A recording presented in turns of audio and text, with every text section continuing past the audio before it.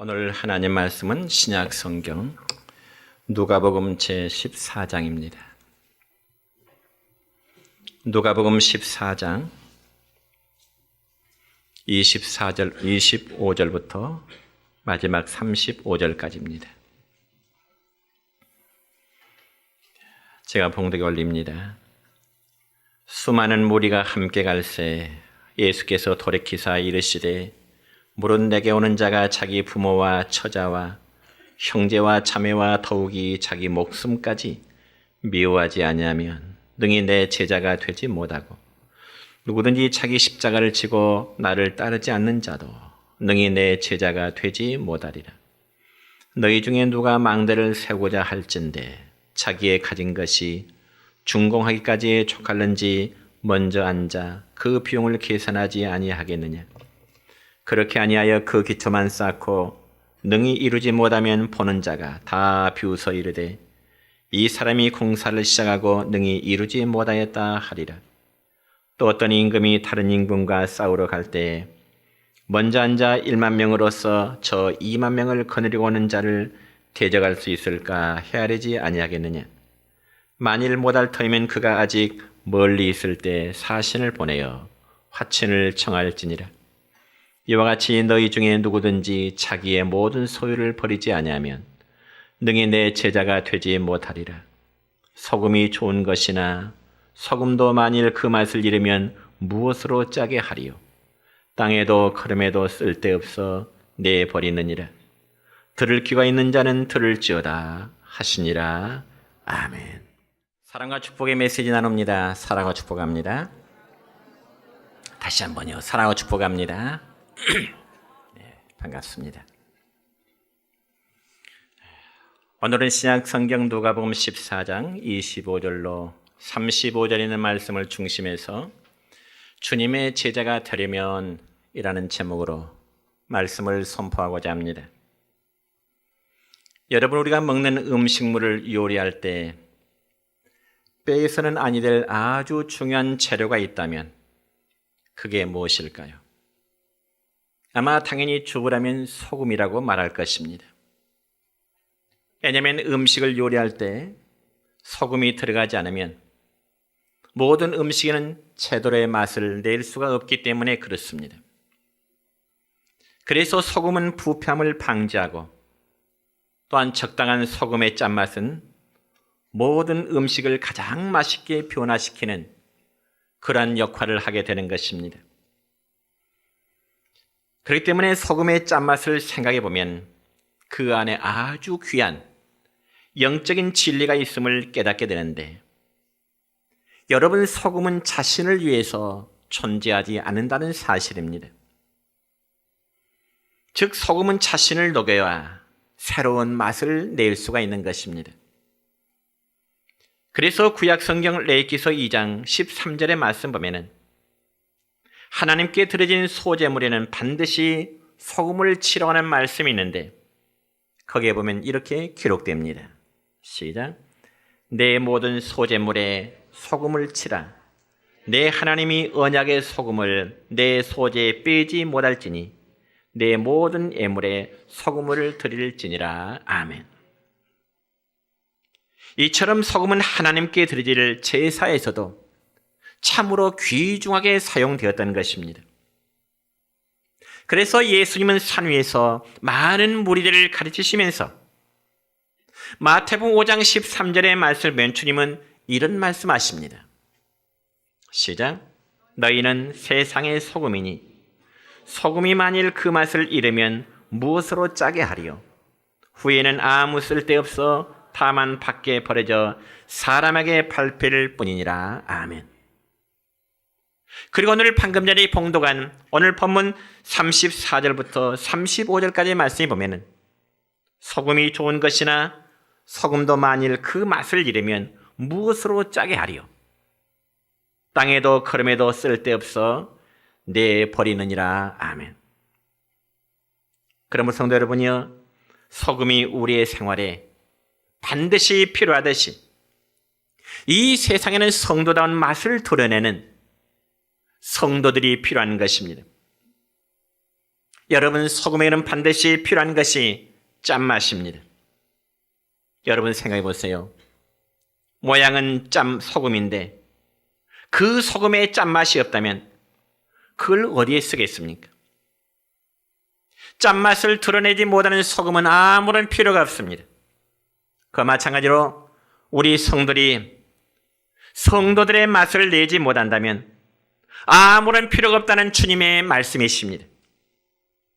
그렇다면 우리 스스로 한번 생각해 볼까요? 여러분은 가정에서 그리고 사회생활 속에서 믿는 자의 맛을 드러내면서 살아가고 있다고 생각하신가요? 아니면 모양은 그럴싸한 그리스도인 같지만은, 모양은 예수 믿는 성도 같지만은 맛이 없는 그리스도인이라면 스스로 자기 자신을 한번 평가해 볼 수 있기를 바랍니다. 그래서 우리가 잘 부르는 복음 찬양 가운데 이런 가사가 있죠. 같이 할까요? 들어주소서 나의 주여, 내 영의 소원을 살피소서. 주가 주신 나의 이 생명 주 뜻대로 이끄사 어두워진 이 세상에 소금 되게 하소서. 그렇다면 우리 성도들에게 있어서 성도 되게 하는 그 맛이 과연 무엇일까요? 이제입니다. 우리 주님은 많은 무리들에게 예수님을 따르고자 하는 참 제자에 대해서 가르치실 때 바로 빛과 소금에 대한 비유의 말씀을 하셨습니다. 여러분은 신약성경 마태복음 5장의 말씀에서는 성도들이 이 세상에서 소금과도 같은 존재가 되라 말씀하셨는가 하면, 오늘 누가복음 본문 말씀에서는 소금으로서의 그 짠맛을 내야 되는데 그 짠맛이 무엇인가에 대해서 구체적으로 말씀하고 있습니다. 여러분, 소금으로서의 맛을 내는 성도들이 가져야 될 자세, 이것이 바로 예수님이 가르치고자 하는 제자의 자세인 것입니다. 그러면 과연 예수님의 제자들 자세가 무엇일까요? 첫째는 성도로서의 짠맛, 예수님으로서의 제자로서의 짠맛은 예수님을 가장 사랑하는 것입니다. 오늘 본문 26절의 말씀 보니까 이렇게 기록되네요. 시작. 무릇 내게 오는 자가 자기 부모와 처자와 형제와 자매와 더욱이 자기 목숨까지 미워하지 않으면 능히 내 제자가 되지 못하고. 여러분, 이 본문 26절의 말씀을 보면 상당히 부담이 되는 말씀처럼 느껴집니다.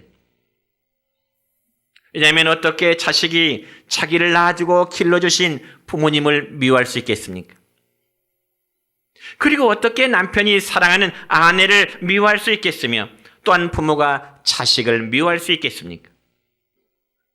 또 우리가 어떻게 자기의 목숨을 미워할 수가 있겠습니까?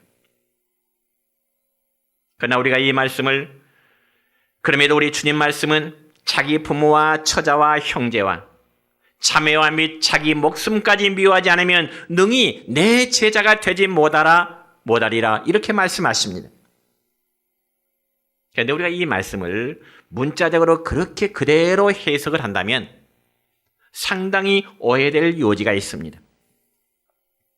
왜냐하면 우리가 주님의 참 제자가 되기 위해서는 문자대로 해석하자면 부모님을 미워해야 되고 처자식과 형제들과 자기 목숨까지도 미워해야 되기 때문에 그렇습니다. 그렇지만 성경에서는 내 부모를 공경하라고 말씀합니다. 아내를 사랑하라고 말씀합니다. 또한 자식은 하나님이 주신 분기시기 때문에 사랑하라고 말씀합니다. 그러므로 주님께서 26절에서 말씀하시는 이 본문의 의미는 세상의 그 어떤 것보다도 예수님을 마음의 첫자리에 모시고 절대적으로 사랑하라고 하는 그런 말씀인 것입니다. 그러니까 한마디로 사랑의 질서를 말씀하시는 겁니다. 여러분, 예를 들어 어린 아이에게 묻기를 너는 아빠가 좋아? 엄마가 좋아? 이런 질문을 어린아이에게 하면 어린아이는 대답을 주저하게 됩니다. 왜요? 아빠도 좋고 엄마도 좋기 때문에 그렇습니다. 그렇지만 여러분 어른된 성도들에게 당신은 하나님이 좋습니까? 아니면 당신의 아내나 당신의 자식이 좋습니까? 이러한 질문 앞에서는 우선순위를 물을 때면 분명한 답이 나와야 됩니다. 어떻게요? 하나님이 좋습니다. 예수님이 좋습니다. 이러한 우선순위란 분명한 답을 할 수 있어야 되는 것입니다. 그래서 마태복음 10장 37절의 말씀 보면 이렇게 기록됩니다. 시작. 아버지나 어머니를 나보다 더 사랑하는 자는 내게 합당하지 아니하고 아들이나 딸을 나보다 더 사랑하는 자도 내게 합당하지 아니하며 그랬습니다. 여러분, 예수님의 이 말씀은 아버지나 어머니를 사랑하지 말라는 의미가 아니고요, 아들이나 딸을 사랑하지 말라는 의미가 아니라 중요한 단어는 거기에 바로 더라고 하는 비교적인 우선순위를 말씀하고 있는 것입니다. 그러므로 예수님은 자기를 따른 자들에게 분명한 우선순위를 말씀하시면서 절대적인 충성을 요구하고 계십니다. 왜요? 주님께서는 자신의 고귀한 목숨을 희생에까지 저와 여러분을 절대적으로 사랑하셨기 때문에 그렇습니다. 그러면 어떤 분들은 부모님 때문에 하나님을 향한 신앙을 포기하는 분이 있는가 하면, 어떤 경우에는 자신의 명예심이나 욕심 때문에 하나님과 예수님이란 은혜를 배반하는 경우들이 성도들 가운데 종종 나타나는 모습들이 있습니다. 그래서 이러한 경우는 절대로 예수님을 따르고자 하는 참 제자의 자세가 될 수 없는 것입니다. 여러분, 하나님께 대한 사랑의 일편단심과 예수님께 대한 사랑의 절개를 지키는 것이 곧 우리 성도들의 짠맛인 줄 믿으시기 축원합니다. 여러분, 일편단심하면 생각나는 게 있지요. 그것이 무엇일까요? 일편단심 민들레일까요? 그게 아니고, 여러분 고려시대 말기의 문신학자였던 정몽주라는 시가 생각납니다. 어떤 시일까요? 그는 이성계의 회유를 받고 나서 이런 시를 지어 보냈습니다. 이 몸이 죽고 죽어 100번 고쳐 죽어 백골이 진토되어 넋이라도 있고 없고 임향한 일편단심이야 변할 줄이 있으리라. 얼마나 멋있는 충신의 시조입니까? 여러분, 복음을 모르는 정몽주도 자기가 모시는 임금님을 님으로 놓고서 이 시조를 썼지만은, 저와 여러분은 예수들을 우리의 주님으로 모시고 어쩌면 임금으로 모시는 충신들이기 때문에 우리에게도 이러한 신앙의 절개가 있어야 주님의 참 제자가 될 수 있음을 믿으시기 바랍니다. 그리고 여러분, 신앙의 절개 앞에서 부모나 자녀나 형제나 자기 목숨이 방해가 되어서는 안 되는 것입니다. 이것까지 버릴 수 있으라고 주님은 말씀하십니다. 여러분, 한 나라의 왕을 위해서도 그토록 사무치는 사랑의 고백을 하고 자기 목숨을 초계같이 버림으로 충신이 되었다면, 우리는 만왕의 왕이시여 죽어도 다시 살리는 예수님을 이같이 사랑한 것은 너무나 지당한 일이 되는 것입니다. 그렇다면 여러분, 이러한 신앙의 절개를 지키고 계신가요? 아니면 신앙을 헌신장처럼 팽개치고 있지는 않는지요? 명예 때문에, 혹은 먹고 살아야 하기 때문에, 혹은 직장 때문에 우리의 신앙을 쳐보려는 생각을 갖고 있지는 않으신지요? 정말 요즘처럼 신앙의 절개가 귀한 때가 없습니다. 여러분, 흔히 젊은이들이 결혼 전에는, 총각이나 처녀가 결혼 전에는 신앙생활을 잘 하다가도요, 자기의 배우자를 선정할 때는 그냥 믿음은 뒷전이고 상대방의 외모라든지 학벌이라든지 혹은 재산 배경을 최우선으로 삼는 그런 경우가 참 많습니다. 그러다 보니 결혼 후에는 주님에 대한 신앙의 철개를 던져버리고 남편이나 혹은 아내가 하자는 대로 따르는 경우들이 너무나 많은 게 현실입니다.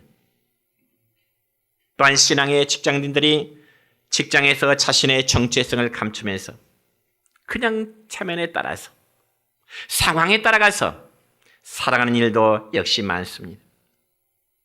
그러나 주님의 제된 성도들은 삶의 현장 어디서나 정말 맛을 드러낼 수 있는 그런 신앙이 되어야 되는 것입니다.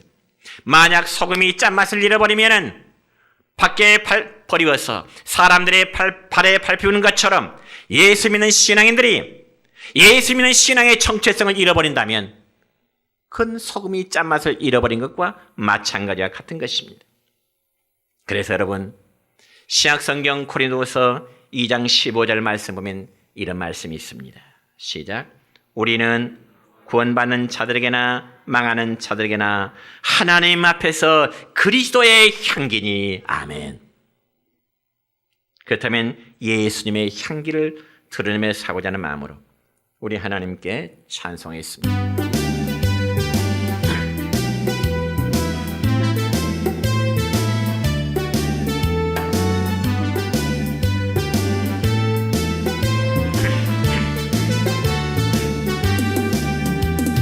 사람을 보며 세상을 볼 때 만족함이 없었네.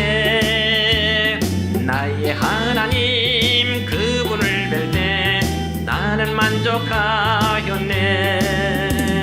저기 빛나는 태양을 보라. 또 저기 서 있는 산을 보아라. 천지 지으신 우리 여호와 나를 사랑하시니 나의 하나님 한 분만으로 나는 만족하겠네. 사람을 보며 세상을 볼 때 만족함이 없었네. 나의 하나님 그분을 볼 때 나는 만족하였네. 동남풍아 불어라.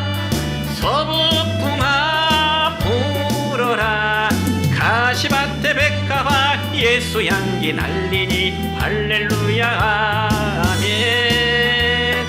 가시밭에 백합화 예수 향기 날리니 할렐루야 아멘. 할렐루야 아멘. 두 번째로 주님의 제자의 자세는 자기의 십자가를 지고 주님을 따르는 것입니다. 오늘 주님 말씀하신 본문 27절의 말씀입니다. 시작. 누구든지 자기 십자가를 지고 나를 따르지 않는 자도 능히 내 제자가 되지 못하리라. 아멘. 여러분이 이 말씀을 보면 십자가를 지고 주님을 따르지 않는 자는 참된 나의 제자가 되지 못하라고 주님 말씀하십니다. 그럼 여기 십자가란 여러분 무엇을 말하는 것일까요? 십자가는 사형수가 매달려 죽는 형태를 말하지요. 특별히 고대 시대에 저 로마 나라의 형법에 의하면은 당시 어떤 사람이 죄를 짓고 사형원도를 받으면은 자기가 져야 될 십자가 못 박기를 십자가를 직접 지고 형장까지 가게 되는 것입니다.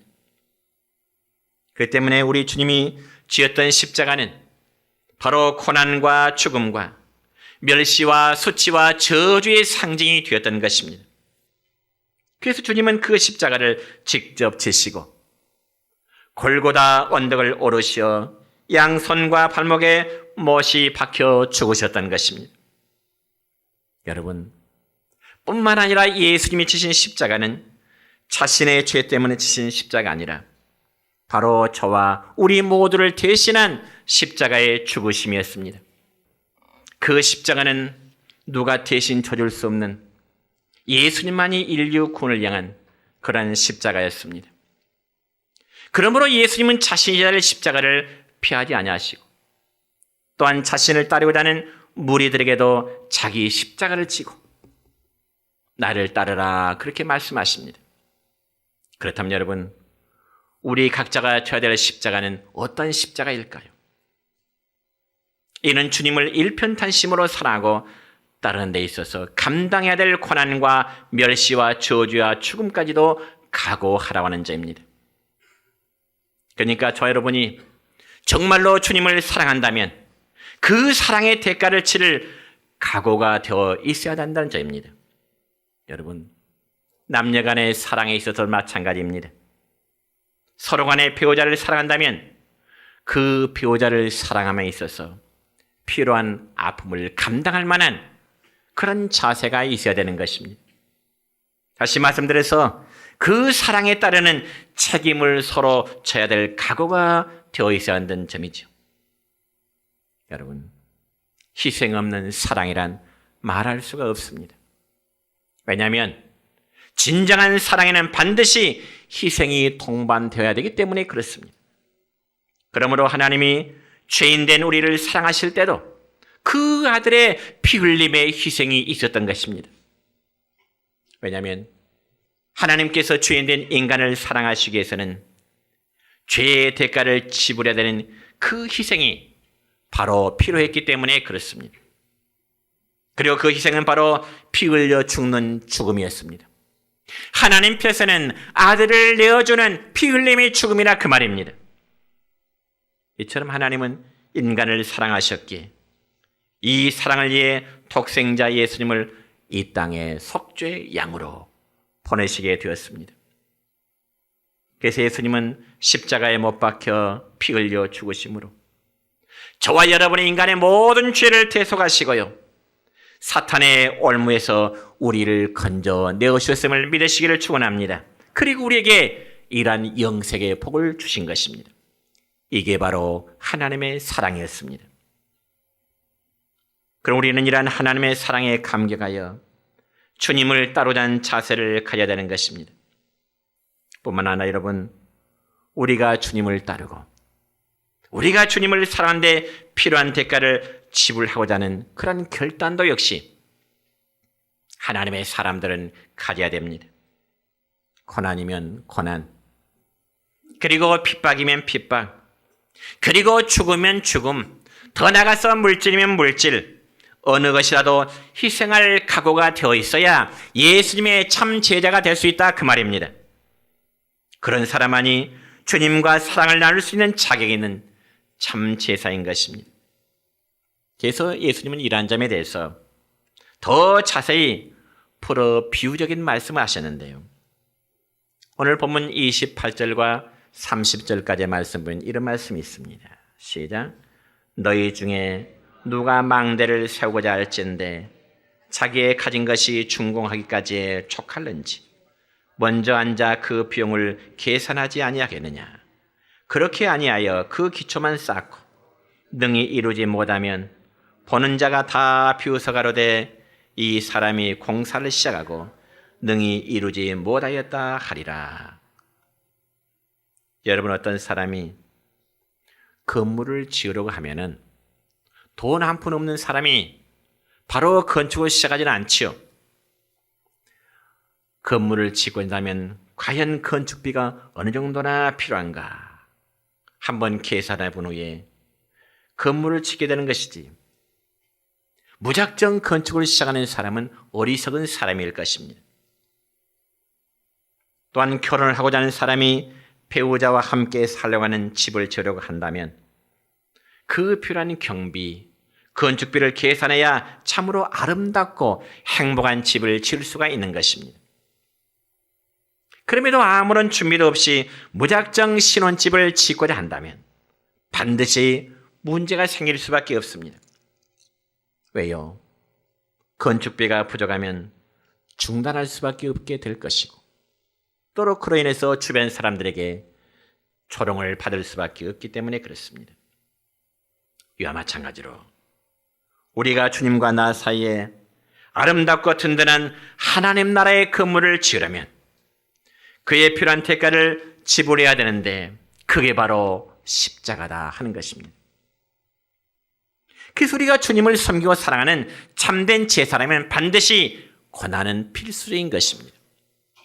그래서 바울 사도는 로마 교회에 편지하면서 바로 로마서 8장 18절의 말씀을 보니까 이런 말씀을 전합니다. 시작. 생각한데 현재의 고난은 장차 우리에게 나타날 영광과 비교할 수 없도다. 아멘. 여러분, 주님을 사랑하고 섬기는 일에 있어서 어떠한 고난도 감당할 수 있기를 축원합니다. 그리고 또 우리가 져야 될 십자가는 어떤 것들이 있을까요?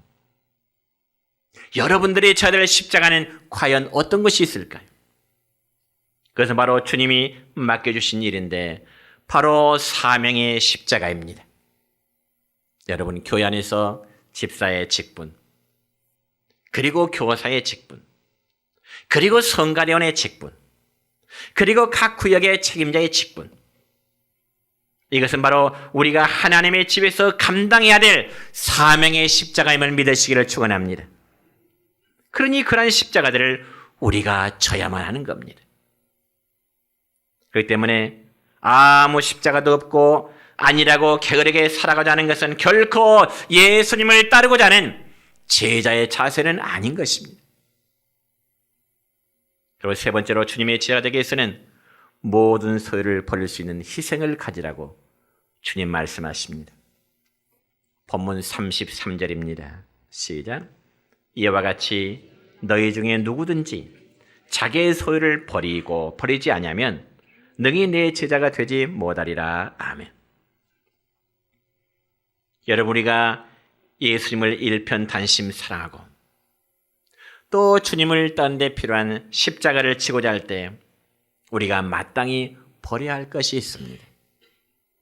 십자가는 지라고 말씀하시면서 주님은 또 우리에게 버릴 것은 버리라고 말씀하시는데 곧 자기의 모든 소유를 버리라고 말씀하시네요. 여러분, 충격적으로 들리십니까? 저 여러분은 목숨을 소유하고 있습니다. 그런데 마가복음 8장 35절에 보면은 주님이 또 우리에게 이런 말씀하세요.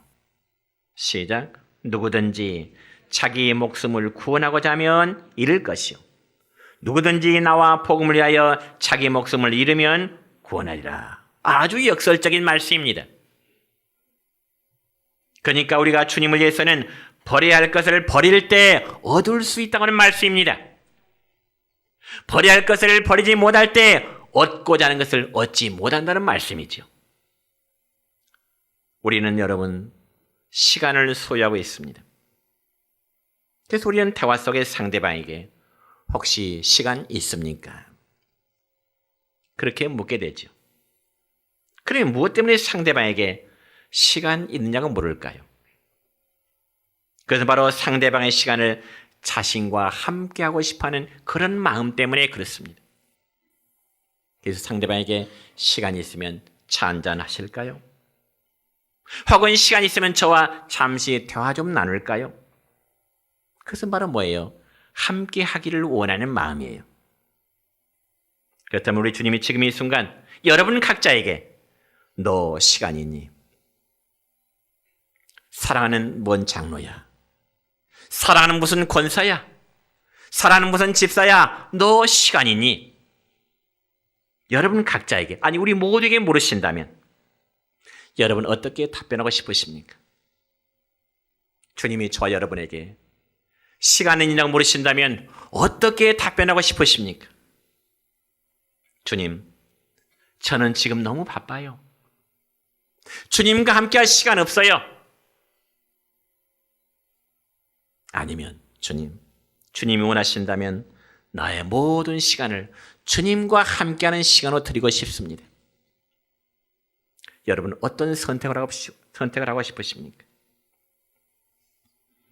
우리가 주님의 참 제자가 되기 위해서는 주님을 위해서 나의 시간과 물질이라도 드릴 줄 알아야 되는 것입니다. 그래서 주님을 위해서 나의 시간을 드린다고 하는 것은 그분과 함께하는 것이요 또 그분을 위해서 살아가는 것이요, 그분을 위해서 일하겠다고 하는 제자의 자세입니다. 여러분, 내 시간을 내어져 놓지 않고 어떻게 주님을 사랑한다고 말할 수 있겠습니까? 내 시간조차도 주님 앞에 내기를 아까워하는 사람이 어떻게 주님의 십자가를 칠 수 있겠느냐, 그 말입니다.